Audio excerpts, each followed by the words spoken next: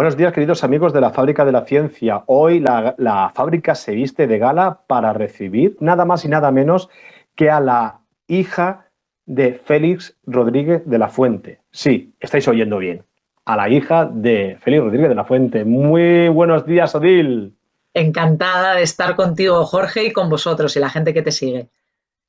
Bueno, Odil, tú has seguido en parte, porque lo que hizo tu padre, mira, antes estaba pensando, digo, ¿cómo puedo definir este hombre? Era un hombre del Renacimiento. Total, Era un total. hombre del Renacimiento. O Tocaba todos los casi, palos. o de la Grecia antigua, o sea, O de la Grecia era antigua. transversal, totalmente un humanista y una persona que tenía inquietudes acerca de la vida, con mayúsculas, pero que eso incluye hasta, como él decía, el arte, ¿no? O sea, incluye absolutamente todo, porque eso empieza con la vida y luego pues todo está relacionado, la existencia. Y bueno, pues era una persona, como tú dices, ¿no? De como aquellos pensadores de aquella época que tocaban un poco todos los palos, cosa que me parece que es una pérdida en nuestro tiempo, la especialización. Hemos ganado muchísimo en los temas concretos en los que se especializa la persona, pero luego ya no tenemos sabios, ¿no? Como teníamos, que eran capaces de hilar pues diferentes campos del conocimiento y del saber con un mismo hilo conductor y luego retroalimentar pues la visión que tenían del mundo y de la vida con todas esas fuentes diferentes de conocimiento. Antes he nombrado a Carl Sagan, que era, era astrofísico y era un filósofo de la ciencia. Tu padre también era filósofo. Sí, totalmente, totalmente. Bueno, yo es que soy un fan de Carl Sagan también, total y absoluta, pero también, por ejemplo, de Konrad Lorenz, que es menos conocido y es el padre de la etología, y también era de ese mismo perfil, ¿no? Era gente que tenían una base muy filosófica, como digo, muy humanista. Trasladaban lo que iban descubriendo bueno, lo que iban conociendo a través de la curiosidad, porque eran como niños, en el fondo, ¿no? Era gente enormemente curiosa que luego disfrutaba compartiendo lo que conocían con el resto de la gente que le seguíamos. Pero sí, efectivamente, tanto Carl Sagan como mi padre, como Konrad Lorenz, tienen aspectos muy filosóficos que trascienden el conocimiento, que tocan la sabiduría, porque no tiene nada que ver lo que es la sabiduría con el conocimiento. Lo que es curioso de tu padre es que era una persona que, fijaros una cosa, era una persona que él estudió medicina y la biología era una especie como de pasatiempo, ¿no? Al principio. ¿Cómo pudo una persona que era médico acabar siendo uno de los mayores especialistas reconocido mundialmente sobre la biología? Sobre biología, zoología y biología en Sí, general, como naturalista, como naturalista. como ecologista, ecólogo, más que ecologista. Bueno, pues mira, esos son un poco circunstancias también del momento que le tocó vivir a mi padre. Era un momento en el que se salía de una guerra y claro, la autoridad paterna también en eso hemos perdido, yo creo, ¿no? No es lo que es hoy día. Y su padre, que era notario de profesión, básicamente le dijo, no, tienes que estudiar medicina, sobre todo llevado porque él, al haber vivido la guerra, el padre, ¿no? Se daba cuenta de que como médico su hijo no iría al frente si se daba otra vez un periodo de inestabilidad y de guerra. Entonces era una forma de asegurarse primero que tendría también salidas de trabajo profesionales, pero muy llevado le ha pasado a mucha gente que ha vivido guerras, ¿no? Eso marca profundamente. Y entonces él estudió medicina en realidad un poco por dictamen paterno y luego también en su familia tenían verdadero amor a la cultura, se leía el Miocid desde que era muy pequeño, mi padre no se escolariza hasta los 10 años, recibe todas las lecciones básicas de lectoescritura en su casa y había mucha inquietud y mucha sensibilidad hacia la cultura en general y también hacia la naturaleza, ¿no? Y luego mi padre efectivamente estudia medicina, pero es algo que siempre agradeció porque él dijo que estudiar el cuerpo humano le dio un poco lo que fueron las bases para entender cómo funcionaba el organismo vivo de la Tierra. Y la verdad es que fue muy visionario incluso también en ese área, porque James Lovelock no saca su teoría Gaia hasta el año 79, y hay muchas grabaciones de mi padre de la radio donde habla del fenómeno vital a nivel planetario y cómo está absolutamente todo interrelacionado y cómo los océanos cumplen una función, las selvas y las zonas tropicales cumplen otra función, pero todo está imbricado, interrelacionado, los polos, ¿no? O sea, y bueno, de hecho, hoy día, en los 90, surgió la ciencia del sistema Tierra, que es una ciencia ya muy reconocida, es una visión sistémica del fenómeno vital y de la relación entre lo inerte y lo vivo en el planeta para crear las condiciones idóneas para la vida, ¿no? Y mantener esas condiciones. Entonces, él fue muy intuitivo y sobre todo se dejó llevar por esos pilares que tenía de conocimiento anatómico, de conocimiento médico, científico, de cómo funciona un cuerpo humano y lo extrapoló luego a la naturaleza y al entorno. Y también le dio el pilar para estudiar la vida, ¿no? O sea, la célula, la evolución.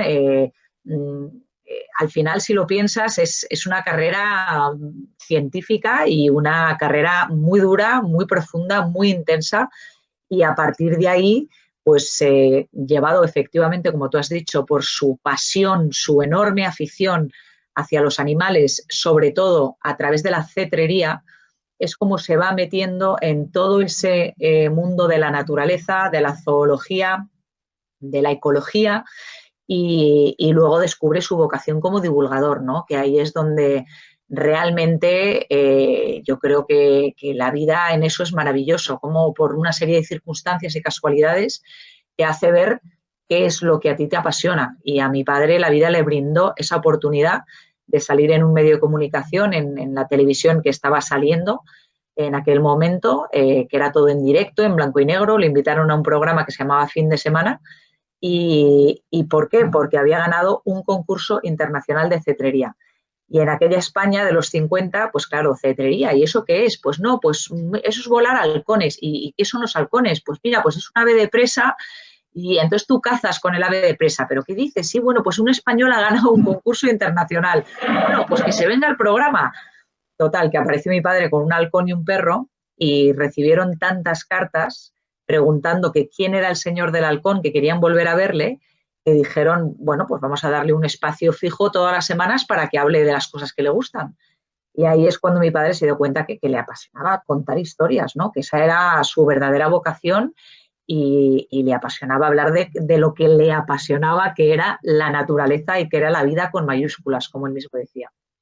Es que yo a tu padre es que, bueno, antes he comenzado diciendo que lo admiro. Yo cada vez que ahora, escuchándote a ti, estoy admirando más todavía. ¿Por qué? Porque es que me estás hablando de que él, gracias a su conocimiento de anatomía del cuerpo humano, pudo entender cómo funcionaba el planeta Tierra. Es que esto me está recordando, cuando estamos hablando de cuántica, de los universos cuánticos, que es que cuando algo cuántico se hace muy grande, se convierte en un universo con estrellas, soles, planetas. Y claro, si entiendes en la cuántica, ya empiezas a comprender cómo funciona la naturaleza, ¿no? Y tu padre, no, aparte de que era un hombre del Renacimiento, era un visionario. Claro, pero es que le vamos a apodar Julio Verne español porque ya se adelantó a su tiempo muchos años. Increíble. Total, pero es que esto está muy relacionado precisamente con ser un hombre con ese perfil del Renacimiento, ¿no? Porque en el fondo todos son fractales en la vida, ¿no? Y por eso es tan importante indagar en diferentes ramas del conocimiento, porque todo es extrapolable en el fondo, ¿no? Y yo creo que eso es un poco pues lo que él hizo, como han hecho tantísimos otros pensadores en otras épocas, sobre todo, como hemos dicho, ¿no? En la Grecia antigua, el Renacimiento, pero claro, sus conocimientos de matemáticas luego los utilizaban para ayudarles a interpretar mejor pues los astros y incluso la naturaleza, ¿no? Entonces, todo está absolutamente imbricado e interrelacionado, y muchos conocimientos que te brindan ramas del saber que aparentemente no tienen nada que ver unas con otras, en el fondo te arrojan luz también, ¿no? Sobre otras ramas del saber, con lo cual es de profundo sentido común, ¿no? La verdad es que es muy emocionante esta entrevista. No sé cómo voy a acabar, porque me estaba veniendo recuerdos de mi infancia, de aquella sintonía del hombre y la tierra, y tenerte a ti presente, tenerte aquí con nosotros es un reflejo de aquel hombre que tanto admiraba. Bueno, pues este hombre continuó en el mundo de la divulgación a través de los medios y cuando ya posiblemente dio, sí que es verdad que ya se comenzó a conocer antes de esta serie de naturaleza, ¿no? Del hombre de la tierra, pero cuando ya dio el salto a la fama a nivel mundial fue con el hombre de la tierra. Evidentemente tú eras muy pequeña en aquella época, en el año 74 eras, si no habías nacido, eras muy pequeña. Yo tenía 4 añitos y me acuerdo de aquellos momentos, pero tenía que ser raro, extraño que tu padre no estuviese en casa, ¿no? Porque claro, si se tenía que desplazar a lugares o pasar mucho tiempo en el monte, ¿no? Grabando, tenía, ¿no? Sí. ¿Qué recuerdo tienes tú de aquella época? Pues mira, yo la verdad es que efectivamente era muy pequeña, porque yo tenía 7 años cuando falleció mi padre. Pues yo nací en el 73. 73. Entonces no tengo memoria, digamos, como yo qué sé, lo que recuerdas que te pasó en la universidad, que te acuerdas de una forma lineal, pues mira, llegó esta persona, pasó esto, tal, tal, tal, y cronológica. De esa primera infancia no es así, ¿no? Uno tiene como recuerdos aislados, muy vinculados siempre a emociones, porque en el fondo la emoción y la sensación es la criba de toda esa información que nos va bombardeando, ¿no? Y es la que la fija en nuestra memoria. Y claro, tampoco te puedo decir, pues mira, sí, yo tengo conciencia de que mi padre no estaba, o sí estaba. Yo de lo que tengo conciencia es de que cuando estaba mi padre era una fiesta, con lo cual eso sí que tendría que ser de alguna manera indicativo de que no estaba siempre, por un lado, Claro. porque cuando estaba era una fiesta. Y luego también te puedo decir que yo no sentía ausencia de mi padre. Y yo creo que eso se debe a que fue un hombre que supo compensar esas ausencias, ¿no? Porque cuando estaba al 100%. Y yo ahora como madre me doy cuenta que muchos de nosotros estamos físicamente, pero no estamos de verdad con nuestros hijos, ¿no? ¿Estamos para qué? Para regañar, para que sigan un orden, para decir, pero en el fondo el estar completamente con ese niño y el preguntarle, el que su mundo te produzca una profunda curiosidad también, cómo ven el mundo esos niños que además son tus hijos. Y eso es lo que hacía mi padre con nosotras. O sea, yo tengo una memoria de que mi padre estaba todo el día haciéndonos preguntas y además maravillándose ante nuestras respuestas, ¿no? Yo me acuerdo de mi padre, esa forma que tenía tan expresiva de decir las cosas, recuerdo diciéndole, coño, qué niña más lista, pero si es que tiene vista de lince. Exactamente igual, pero claro, en ese caso era mi padre hablándome a mí sobre mí. Entonces a mí tengo la suerte de poder decir que a mí mi padre me dio muchísima autoestima y mucha confianza en mí misma, porque para mí mi padre era lo más de lo más, como para cualquier niña, su padre es lo más de lo más, ¿no? Y claro, cuando un padre comparte un tiempo contigo donde está fusionado al 100% contigo y cuando notas que le causas admiración, te respeta también, ¿no? Profundamente, o sea, que no era condescendiente, como lo somos muchos adultos con los niños también, en plan de, no, es que tú no sabes, no, es que, o hacerles de menos, no, es que los adultos sabemos más y yo te voy a... No, él era casi como otro niño y de hecho nos decía muchas veces, uy, nos va a regañar tu madre, cuando se entere tu madre nos va a caer, o sea, se hacía uno más con nosotras, ¿no? Y la verdad es que no tengo una sensación de ausencia de mi padre, ¿no? Lo recuerdo muy, muy, muy presente y una persona que me llenaba de seguridad y yo me habría ido con mi padre al fin del mundo, vamos. O sea, hubiera hecho lo que me hubiera dicho. Y bueno, muy afectuoso, muy cariñoso, muy animal también, en que siempre nos olía profundamente, cosa que yo hago con mis hijos también, y la verdad es que lo entiendo, porque a través del olfato te llenas del otro, ¿no? Es una forma también muy atávica, un sentido muy atávico, Y bueno, yo el olor de mis hijos es que me fascina y parece que me lleno de ellos cuando les huelo. Y mi padre lo hacía con nosotras, nos abrazaba, nos cogía. Yo recuerdo estar todo el día subida encima de él como un monito. Y bueno, pues eso, que era muy, muy cariñoso y muy humano. Lo que le hizo a tu padre especial era lo que has dicho, que se comportaba como un niño. ¿Por qué? Porque los niños formulan preguntas científicas y con el paso del tiempo esas preguntas se van disipando, se van desvaneciendo porque posiblemente por vergüenza, ¿no? ¿Cómo voy a preguntarle yo a mi profesor, a mi profesora, cómo le voy a preguntar por qué la luna es redonda o por qué llueve, por qué cae la lluvia? Pues contéstale a ese Claro, niño por qué la luna es redonda, claro. si puedes contestarle. Bueno, y Entonces, lo que aprendemos a través de los niños. Hoy me ha muchísimo. preguntado, mi hijo me ha preguntado hoy, me ha dicho, me dice, ay mamá, te están saliendo canas. Y así un poco como con cara de preocupado, ¿no? Como diciendo, oye, te estás haciendo mayor. Y me dice, y mamá, ¿y por qué se pone el pelo blanco cuando te haces mayor? Y claro, la verdad es que no tengo ni idea. O sea, no tengo ni idea. Pero claro, lo voy a buscar y entonces yo Claro, aprendo a través de él, ¿no? A través de, bueno, de él, de los dos, en este caso de uno de ellos, que es el que me lo ha preguntado. Pero yo, cosa que me preguntan y no sé, cosa que rápidamente busco y bueno, y flipados todos juntos nos enteramos de aquello que te hace cuestionarte las cosas, qué importante es eso y que como qué culto rendía, como tú dices, mi padre, a tener criterio propio, a nunca dejar de cuestionarte las cosas, ¿no? Era una faceta maravillosa de él y una faceta maravillosa de él también como comunicador, porque él trataba de empoderar a su audiencia y siempre les decía, preguntaros todo, incluso lo uh-huh. que yo os digo, porque yo a pies juntillas no me creo ni lo que yo mismo digo. En la vida todo evoluciona, nuestro conocimiento de las cosas, a lo largo de la historia se han cambiado paradigmas, hemos ido cambiando todo y estamos obligados cada uno de nosotros a cuestionarnos todo, ¿no? A no dar por hecho absolutamente nada. Hay que aprender todo lo que podamos para luego desaprender en gran medida y seguir haciéndote grandes preguntas. Qué palabras más sabias. La verdad es que en los últimos años, los últimos tiempos, se está desapareciendo quizás, ¿no? La gente ya no tiene ese pensamiento crítico. No digo todo el mundo, porque sí que me consta que hay mucha gente que sí que se plantea preguntas y más preguntas que respuestas, pero que el pensamiento crítico se está desapareciendo y es una lástima porque personas como, repito, como tu padre, como Jacques Cousteau, bueno, más Cousteau lo hablaba poco, pero por lo menos transmitía, ¿no?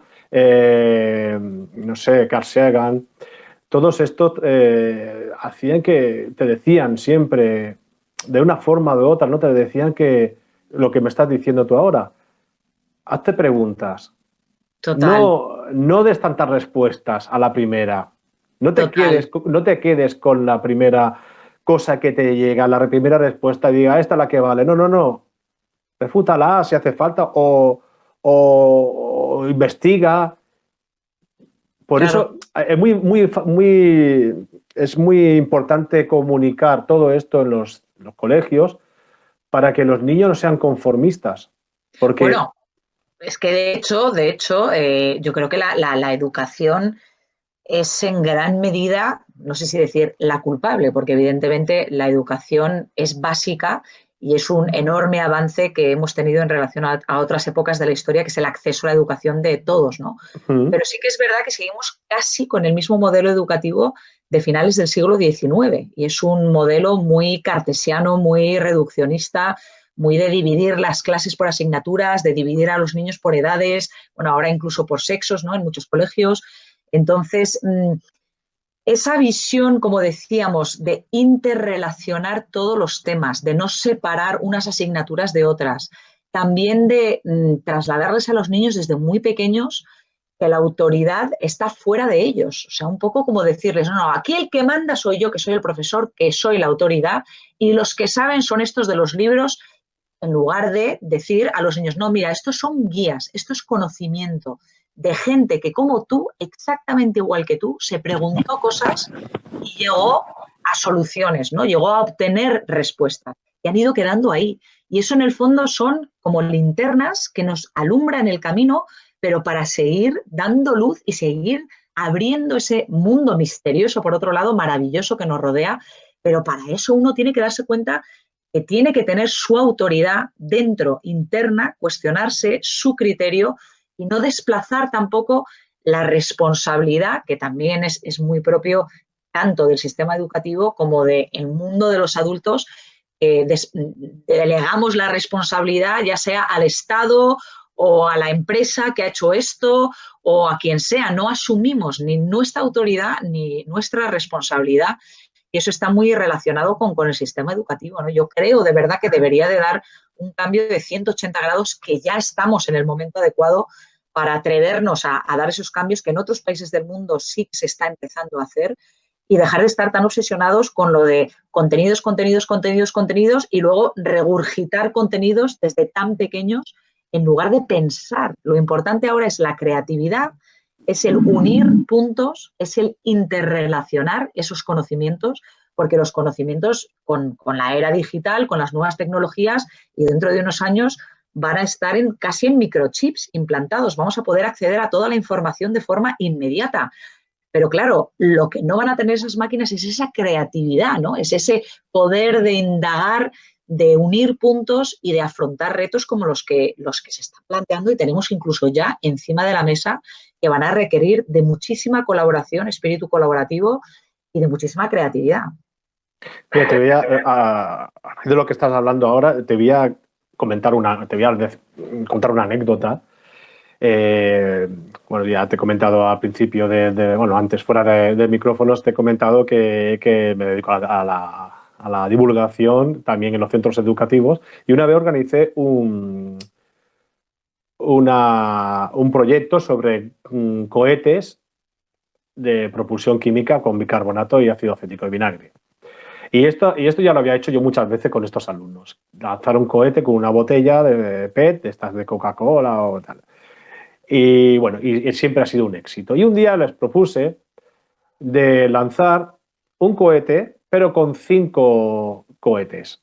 O sea, con 5 botellas. A ver qué pasaba. Evidentemente yo sabía que aquello no iba a funcionar, porque ahí entra mucho la ingeniería aeroespacial, que tienes que estabilizar el peso, muchas cosas entran, ¿no? Yo sabía que no iba a funcionar. Y el profesor me dijo, pues vámonos a la montaña, al campo, y vamos a lanzar allí los cohetes. Digo, muy bien. Y nos fuimos allí, evidentemente no salió ninguno, no funcionó ninguno. Los niños estaban muy frustrados y digo, no, vamos a sentarnos allí en aquellas rocas de allí, que había un montón de árboles y unas rocas, vamos a sentarnos en aquellas rocas y vamos a debatir qué ha podido pasar. Estuvimos casi 3 horas largas debatiendo sobre los posibles errores, que algunos dieron respuestas impresionantes, y me dijo el profesor, esto se debería repetir todas las semanas. Fantástico. Salir al monte, porque ahí los niños no tienen un techo ni paredes, tienen árboles, tienen cielo, tienen pájaros, y ahí salen su humanidad, Sí, sí. lo que sienten realmente. Totalmente, totalmente de acuerdo contigo. Yo creo que nos hemos desnaturalizado en gran medida para gran pérdida nuestra. Es que verdaderamente la parte, yo creo, que más trascendental del mensaje de mi padre no era tanto que el ser humano tenga que salvar a la naturaleza, como que la naturaleza nos puede salvar a nosotros, a la humanidad, ¿no? Es dejar que la naturaleza entre en tu vida para hacerte más humano, más pleno, y para poder desarrollar todo el potencial con el que nacemos, porque nos hemos olvidado de que somos una especie más, una especie que es el fruto de 4.000 millones de años de evolución. Y claro, en el fondo estamos forjados por estímulos naturales, y el meternos en ciudades, el tener a los niños sentados en sillas delante de una mesa en un cuarto cerrado desde 3 años o incluso antes, les estamos quitando muchísimos de esos estímulos que incluso desconocemos científicamente, o sea, hablando incluso del mundo energético y de las energías, ¿no? Ahora que has hablado tú de la física cuántica, o sea, hay muchísimos aspectos que desconocemos de qué pone en marcha el contexto en el que hemos evolucionado, y nos estamos escindiendo de ese contexto. Yo creo que lo que está claro es que somos una sociedad más neurótica y yo creo que estamos un poco perdidos en el laberinto de nuestra mente, porque es como una mente hipertrofiada, ¿no? No está equilibrada por unas emociones, por un cuerpo, por unas sensaciones que estén ancladas en una naturaleza, pues una naturaleza rica, biodiversa, resiliente, sino incluso en una naturaleza pues domesticada, que no es lo que era, ¿no? Con lo cual, eso es para pérdida nuestra. Somos seres mucho más pobres, ¿no? Al habernos desnaturalizado. Tú fíjate que hay un autor, no recuerdo ahora el nombre de este autor, pero sí que el libro Sapiens, no sé si te suena. Sí, hombre, Hariri. Exacto. Sí. Es fantástico este libro. Hay, Sí. hay momentos de ese libro maravillosos como uno de los fenómenos que produjo que el ser humano pudiese hablar fue las hembras que transmitían la cultura, el entorno a sus crías, la importancia de nuevo de los niños y de la mujer. Y otro que el trigo domesticó al hombre. Sí, Me exacto. parece fantástico. Sí, es un cambio de perspectiva, pero es que eso es, mira, también a mí hay, no sé dónde lo leí, pero me hizo también de esto que hay cosas, es que yo creo que tú y yo los dos, ¿no? Somos apasionados, nos estimula muchísimo los retos intelectuales. Y igual que a ti con lo de que el trigo domesticó al hombre, a mí cuando empecé a conocer el mundo de la simbiosis y de la endosimbiogénesis, y cuando supe la importancia que había tenido en la evolución, muchísimo más que la competitividad y la supervivencia del mejor adaptado, ha sido más importante en los resultados evolutivos que ha tenido la colaboración, la cooperación, la simbiosis e incluso la endosimbiogénesis, hasta el punto de que el paso de las células procariotas a las eucariotas se da gracias a la endosimbiogenesis, a organelos que eran independientes y pasan a formar parte de una célula que ya se convierte en eucariota, ¿no? Pero, sin embargo, mantiene su ADN, como es el caso de las mitocondrias y demás. Entonces, cuando leyendo un libro de estos que hablaba de la importancia de los microorganismos, de las bacterias, de los virus, incluso, ¿no? Ahora con la pandemia, la cantidad, los miles de millones de virus de los que estamos rodeados a diario, la cantidad que hay en el agua, lo importante es cómo forman parte de nuestros genes, ¿no? La gran parte de nuestros genes vienen de los virus nos han ayudado a evolucionar. Entonces, claro, con esta perspectiva de cómo los llevamos en el tubo digestivo, los llevamos en la piel, nos dan inmunidad, tienen que ver también con los procesos intelectuales, neurotransmisores y demás. Entonces, la propuesta era que en el fondo nosotros somos un vehículo para llevar vida microscópica a otros planetas, a otros lugares del universo, ¿no? Es decir, que la conciencia, la inteligencia, nosotros somos, pues nada, una cápsula para llevar a todos estos microorganismos a otros lugares del universo. Y me pareció el concepto también pues lo mismo, ¿no? Pensé, es que en el fondo pensamos que somos, pero claro, todo es cuestión de perspectiva en la vida y es maravilloso ver las cosas desde otro punto de vista totalmente diferente. Vamos a ir avanzando porque esta conversación se está yendo ya por unos caminos derroteros alucinantes, porque fíjate hasta lo que te voy a exponer ahora, ¿no? Que vas a decir, este tío está loco, ¿no?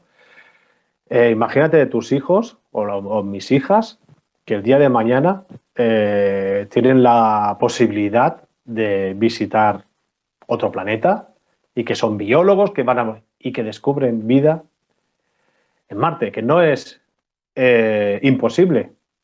Ojo, puede haber algún tipo de microorganismo que viva bajo la superficie de Marte, no se sabe exactamente, pero dentro de pocos años yo creo que tendremos noticias de sí o no. ¿Qué opinas sobre esto? Porque es que, aparte de todo lo que estamos hablando, es que tenemos que hacer una visita a mis amigos del Centro de Astrobiología y en Torrejón. Sí, total. Porque allí aprendes muchísimas cosas sobre esto.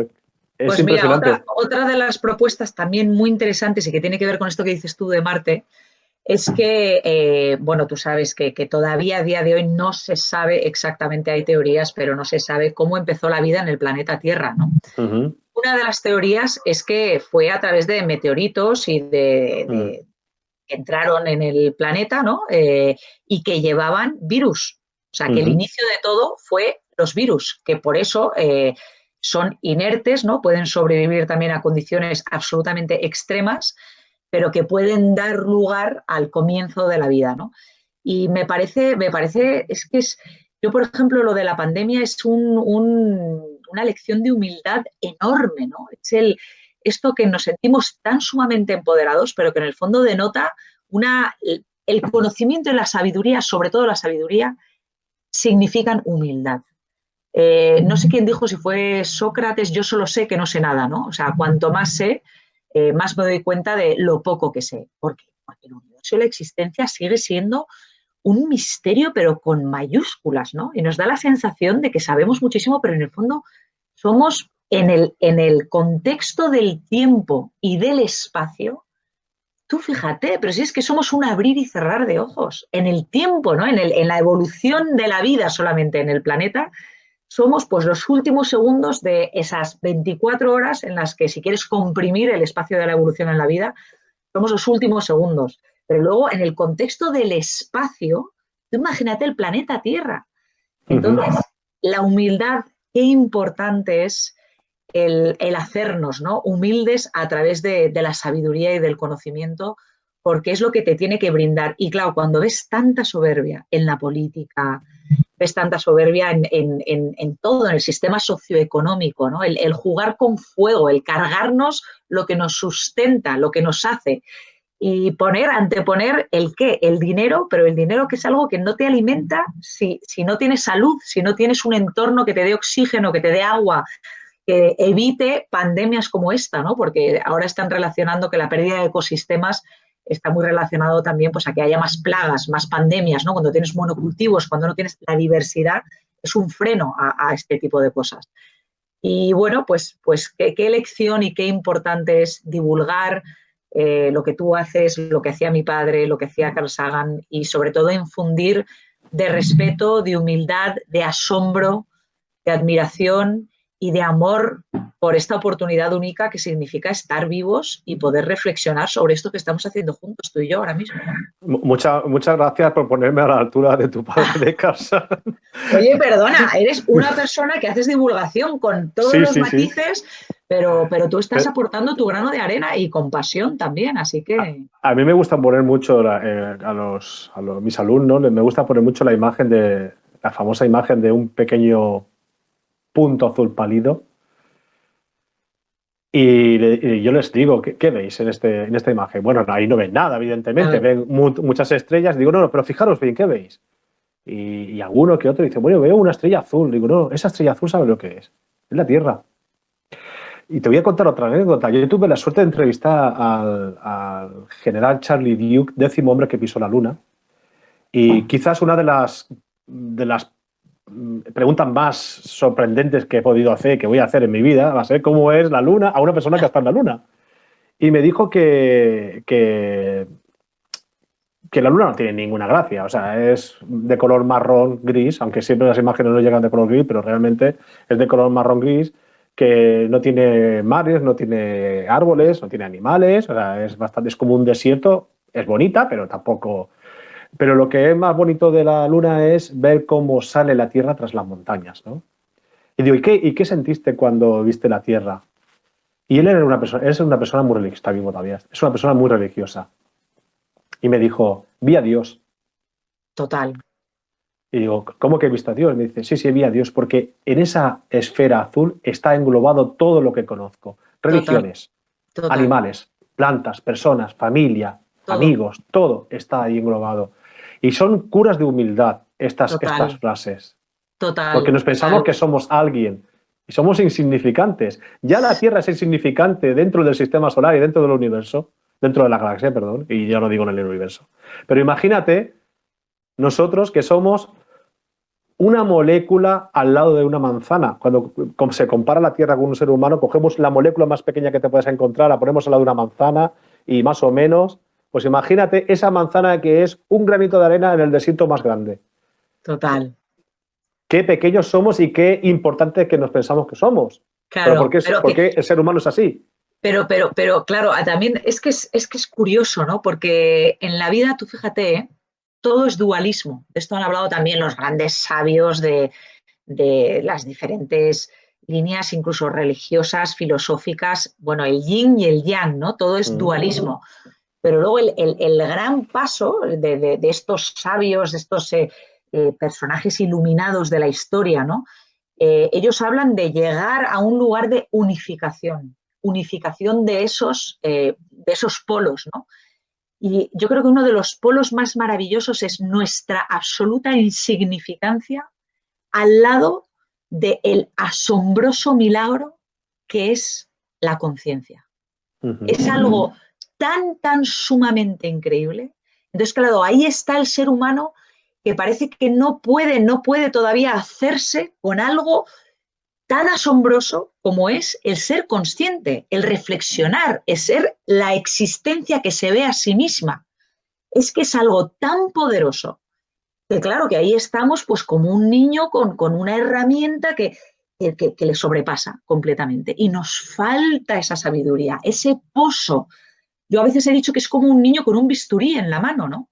Y entonces, claro, ni siquiera somos conscientes de lo que supone esa conciencia. Esto es, pues nada, venga, el consumismo, la frivolidad, el vivir una vida que se te pasa volando y ni siquiera eres consciente de que has vivido, el no sacarle el máximo provecho a la vida, ¿no? Algo tan sagrado, tan único, tan extraordinario. Y no, pues, y además ni siquiera me cuido y, bueno, lo que es un poco la vida en el mundo actual, ¿no? Que pasa, pues eso, para producir y para ser una parte de ese macrosistema y donde valoramos y ponemos en valor cosas absolutamente frívolas e insustanciales, ¿no? Y claro, y eso yo creo que tiene que ver con eso, con algo que todavía no hemos sabido asimilar y que forma parte de la evolución de la humanidad también, ¿no? De ese paleolítico que fue la infancia colectiva, donde como todos los niños éramos felices porque estábamos integrados y estábamos integrados en esa naturaleza de la que éramos parte, y luego pasamos al neolítico, empezamos a domesticar plantas, animales, a nosotros mismos, a Dios, un poco todo, y esto es como una adolescencia colectiva, y yo sí quiero creer que no nos mataremos en el proceso y llegaremos a una madurez donde sepamos albergar en una sabiduría reposada en la naturaleza, en nuestra propia naturaleza, pues esa asombrosa herramienta que es la conciencia y la capacidad de reflexión. Personajes como tu padre eran como cordón umbilical entre la naturaleza, los fenómenos de la naturaleza y el ser humano. Ellos eran el nexo en común, el que unían estos dos polos, ¿no? ¿Piensas que hoy en día se ha roto ese cordón? En gran medida sí, es que tú lo has explicado muy bien, ¿no? Y bueno, lo hemos ido diciendo en esta charla, ha ido surgiendo, cómo no somos una especie más, somos naturaleza, no somos algo separado que tengamos que cuidar a la naturaleza como si fuera algo externo a nosotros o que la naturaleza estuviera a nuestro servicio. No, es que somos naturaleza, ¿no? Y yo creo que personajes como mi padre nos hablaban a nuestra naturaleza más atávica y profunda. Por eso se generaba esa magia, ese fenómeno con su audiencia, con los niños, porque nos hablaba de una verdad que llevamos todos dentro, ¿no? Que es ese nexo, es ese cordón umbilical con nuestra verdadera esencia. Y bueno, pues sí, pues hay personas como mi padre que eran capaces de hacer que eso despertara en nosotros, porque yo creo que todos albergamos eso, ¿no? Y se ha ido olvidando y hemos quedado pues atrapados en una especie de Matrix, ¿no? Hablando también de la película de Matrix, pues la Matrix es una Matrix pues de frivolidades, de mentiras, de cosas que son pasajeras, y nos hemos olvidado de lo más importante, que es la vida, ¿no? Poner en el eje central de absolutamente todo a la vida con todo lo que conlleva. También en los últimos años estoy observando que tenemos a los niños metidos en una especie de burbuja de protección, porque sin ir más lejos, el otro día fuimos aquí al monte, tenemos la suerte de vivir rodeado de montañas y vivimos en un sitio muy bonito, y vimos un zorro en estado de descomposición, se ve que el animal había muerto, y mi hija cuando lo vio, pues tuvo un trauma que esa noche tuvo que dormir con nosotros, y bueno, ya ha pasado unos días bastante traumatizada por esa visión. Y yo le decía, digo, pues yo cuando tenía tu edad, esto era normal, ver perros, gatos, animales muertos, porque forma parte de la naturaleza, forma parte de la vida. La muerte es otra etapa más de la vida. Al final, pero etapa más. Realmente piensas, es como yo, ¿no? Que hoy en día tenemos sobreprotegidos los niños. Total, y... Total. O sea, yo a los niños... Te lo digo, Pero Sí, te lo digo porque a mi hija le cuesta mucho ver los programas del hombre y la sí, tierra porque sufre. porque Sí, sufre. Pero es sí, que es la sí, sí. naturaleza. Que un Claro, águila imperial se coma un cervatillo o lo que claro, sea, era normal y es claro, normal. claro, claro. No, no, pero es que también nosotros estamos hiperprotegidos. Ahora tú fíjate, cuando éramos niños quizá no tanto, pero desde luego cuando mi padre era niño sí, se velaba a los muertos en En casa, casa. claro, en casa, y tú desde que eras niño pues habías visto a tu abuela tumbada, muerta y la gente velándola al lado, ¿no? Sí, sí. Eh, claro, se tenía una relación con la muerte porque estaba rodeado de animales y eran animales que morían. El burro, el caballo de fulanito, de hecho hay muchos cuentos de mi padre en su infancia que habla del torcón, que era donde llevaban a los animales a darles el golpe final cuando estaban moribundos y luego ya los tiraban a la zona donde iban pues todas las aves carroñeras a comerse los restos, ¿no? Y claro, él cuenta cómo estaba con un frío cortante con sus amigos, viendo cómo llevaban aquella mula sobre la que habían ido tantas veces al torcón, cómo la degollaban, cómo le quitaban la piel. O sea, lo cuenta todo con pelos y señales y él lo vivió de niño. Entonces, había, bueno, y por supuesto a los niños no había que hablarles de lo que era el sexo porque lo sabían desde muy primera infancia porque lo veían, ¿no? Los perros, los animales, tal. Entonces, era una forma mucho más natural, como una Natural. esponja. Los niños son como esponjas, ¿no? Y lo van absorbiendo todo. Pero claro, es que nosotros los adultos tampoco somos normales. Entonces nosotros estamos trasladándole a los niños nuestra normalidad, que no es normal, porque estamos también, somos muy asépticos. Lo somos ahora con el tema de la limpieza también. Ay, no, que se va a manchar el niño, que no toque. Y tú imagínate, ahora se han hecho estudios de que los niños de las zonas de campo y de granjas tienen un sistema inmunitario muchísimo más fuerte que los niños de ciudades. Y el problema de las alergias está muy relacionado con la sobre lavarse, Protección. Sí, claro, sí. con la sobreprotección. En todos los sentidos estamos desnaturalizados. Eh, la verdad es que todo lo que estamos hablando está saliéndose de un posible guión que tenía en mente, pero me está encantando porque estamos descubriendo una persona maravillosa en ti y que te vamos a seguir, seguro, te vamos a seguir llamando más veces para hablar de Encantada, temas de biología, encantada. pero tenemos que seguir hablando del legado de tu padre, ¿vale? Del legado de tu padre. Tus hijos preguntan sobre, perdona que me meta un poco en la No, vida sí, sí, sí, personal, sí. tus hijos No, preguntan sobre me su abuelo. encanta. Pues mucho, mucho, mucho. Preguntan mucho porque han crecido con su imagen, con su presencia. Yo trabajo mucho en continuar, dar a conocer, mantener vivo el legado de mi padre.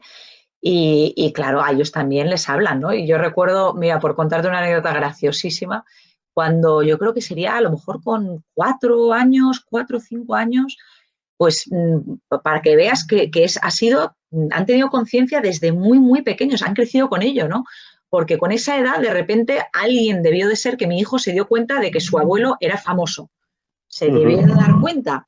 Y en una piscina cubierta, después de hacer clases de natación, y bueno, imagínate, o sea, yo medio en bolas, con la toalla, el niño cogiéndole por el pelo porque se me escapaba, o sea, en plan como, y de repente, pues el otro, eso, que tenía 4, porque con los dos, ¿no? Uno tal, el otro, y de repente me llega una señora, o sea, yo como así, me llega una señora y me dice, ¿es la hija de Félix Rodríguez de la Fuente? Y yo como, no me lo puedo creer, o sea, y al lado mi hijo diciendo, ¿a qué sí, mamá? ¿A qué sí? Y se lo había ido a decir mi hijo de 4 años a una señora, mi abuelo se llama Félix Rodríguez de la Fuente.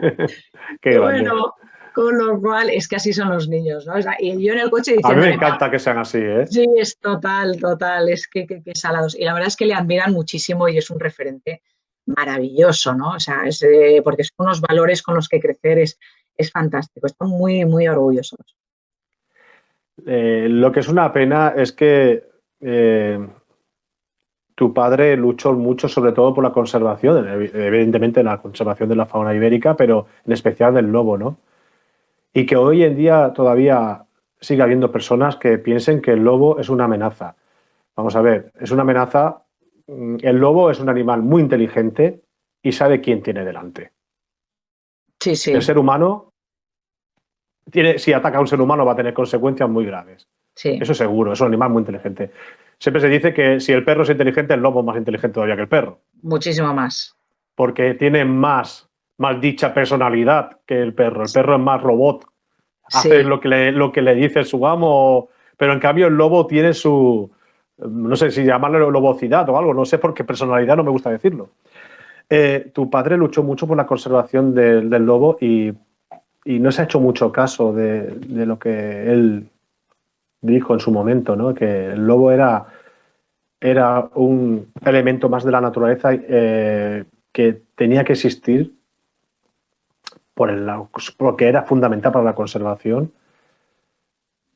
Y hoy en día, pues hay muchas personas que piensan lo contrario.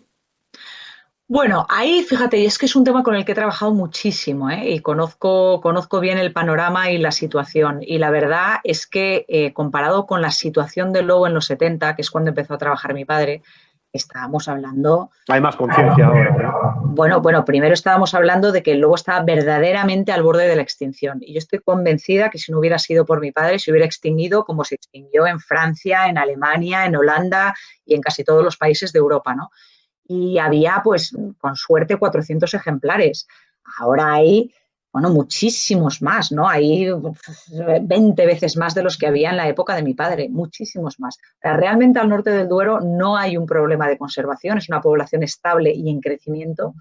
Y en las ciudades hay muchísima más conciencia. De hecho, yo creo que la gente está pecando en exceso de lo contrario, es decir, el lobo es una especie importantísima para los ecosistemas, tiene que existir, obviamente, pero si hay problemas de convivencia, si hay conflictos con los ganaderos, si hay ataques repetidos, hay que estudiar, por supuesto, fórmulas desde nuestro punto de vista, es decir, desde medidas disuasorias que tienen que tomar los ganaderos con mastines eléctricos, guardando el ganado de noche, pero si verdaderamente hay problemas que se repiten, hay que contemplar el controlar a ese espécimen o esa familia de lobos que esté causando problemas de forma repetida, ¿no? Entonces, ahora en las ciudades hemos sacralizado en exceso, que también es como un poco el fenómeno Walt Disney, ¿no? Es el de repente, ¡ay, qué bonito! ¡Ay, no se puede tocar a nada! Bueno, y como dices tú, la naturaleza es un ciclo de vida y de muerte, tenemos que caber todos y tenemos que caber todos en armonía.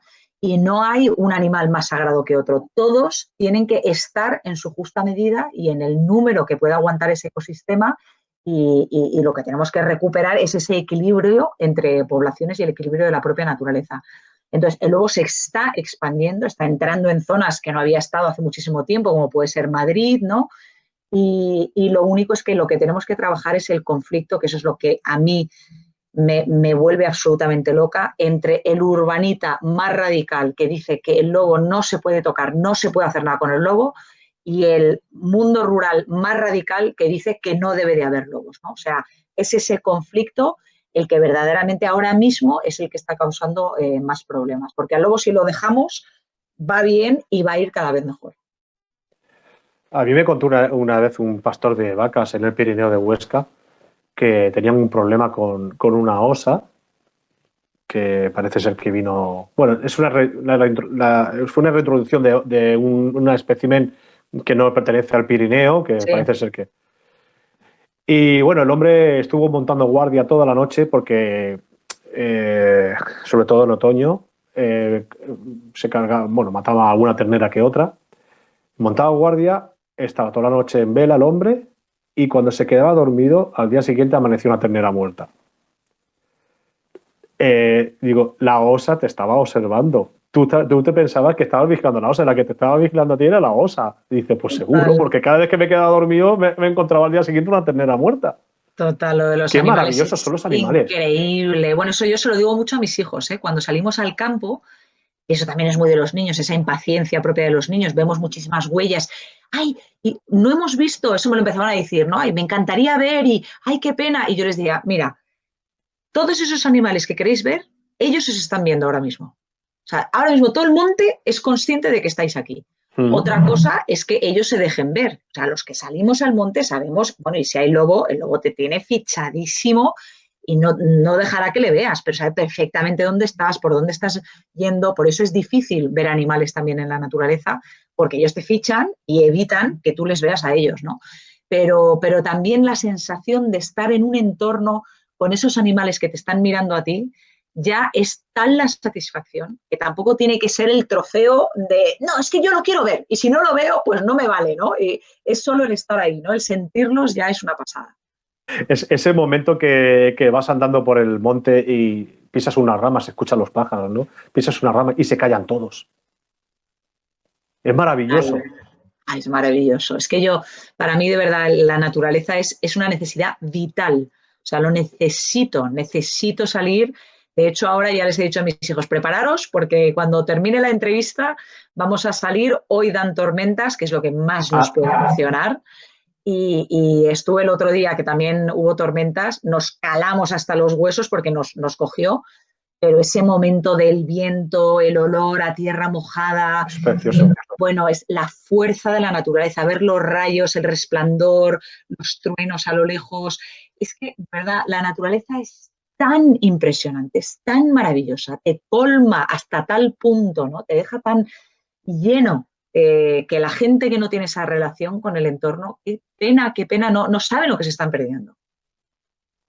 La verdad es que sí. Bueno, nos queda poco tiempo, pero no quiero dejar pasar este gran momento que estamos viviendo sin que nos hables de un libro que escribiste para conmemorar el 40 aniversario de la tragedia de tu padre, ¿no? Del fallecimiento. Háblanos de este libro. Sí, bueno, primero pues el mira, título, evidentemente. Claro, bueno, pues es un libro que hemos sacado ahora justo con el 40 aniversario y es un libro que es de editorial Geoplaneta, se llama Félix, un hombre en la Tierra, utilizando un poco el juego de palabras de su serie más conocida, El hombre y la Tierra, y es básicamente todo esto de lo que hemos estado hablando. Es sorprendente porque lo que yo traté de hacer en este libro es desvelar al Félix más desconocido. Hay mucha gente que se ha quedado un poco con el diminutivo de Félix el amigo de los animales y como tú bien has dicho, mi padre era un humanista, era un pensador, era un filósofo. Entonces en este libro el 90% del libro es mi padre, son citas de mi padre. Yo lo que he hecho ha sido ordenarlas y recopilarlas bajo 10 ejes, que son los 10 capítulos que conforman tanto el carácter como la visión que mi padre tenía de la vida, y ha ido recogiendo citas que provienen de toda su obra, radiofónica, audiovisual, escrita, todo, ¿no? Y nos habla de lo divino y de lo humano, e incluso personas muy seguidoras de mi padre que se han leído el libro me han dicho que les ha sorprendido enormemente, que se han quedado alucinados, ¿no? Porque es tan visionario, tan actual, incluso nos habla del futuro, ¿no? Nos habla de la nueva conciencia, hacia dónde deberíamos ir. Con lo cual, en estos momentos de crisis sistémica que nos afecta desde todos los puntos de vista, es muy necesario este tipo de obras, yo creo, para darnos tierra y para impulsarnos hacia el futuro con fuerza y para poder sortear los retos de los que hemos hablado antes que tenemos por delante. ¿Tienes esperanza por el futuro? Totalmente, 100%. Eso también me lo contagió mi padre. Yo es que me fascina tanto el ser humano y yo veo a mis hijos, ¿no? Y yo veo de alguna manera la pureza de ese ser humano cuando nace, cuando es pequeño. Y luego nos convertimos pues en un producto un poco del paradigma actual y del sistema actual, pero en el fondo somos asombrosos, ¿no? Yo tengo una admiración, rendida admiración por la humanidad y estoy convencida que a lo mejor vamos a tener que tocar fondo, a lo mejor vamos a tener que sufrir mucho, pero vamos a salir de esta, ¿no? Al final vamos a sacar lo mejor de nosotros mismos y somos una especie asombrosa en lo mejor. Yo creo en lo mejor de nosotros. Muchísimas gracias, Odile. Ha sido una maravilla de entrevista. Te lo digo de verdad. Llevo ya muchísimas entrevistas. He entrevistado a personas muy influyentes y muy importantes en el mundo de la ciencia, pero con esta carga tan emotiva y tan filosófica que has tenido con los oyentes de la Fábrica de la Ciencia, pues solamente decirte que te invito a otro programa. Encantada. Que estás fichada. A mi gran amiga y bueno, egiptóloga Irene Cordón, le nombré operaria de la fábrica. Le digo muchas gracias. Así que te nombro a ti también operaria de la fábrica, porque que de hecho me ha dicho Irene, pero vas a hablar con la hija de Felipe. No puede ser, por favor, pero tú cómo consigues estos contactos. Digo, métete a divulgadora, hija. Muchísimas gracias, Odil. Ha sido un enorme placer y espero verte pronto por la Fábrica de la Ciencia. Muchas gracias. Muy bien, igualmente un beso.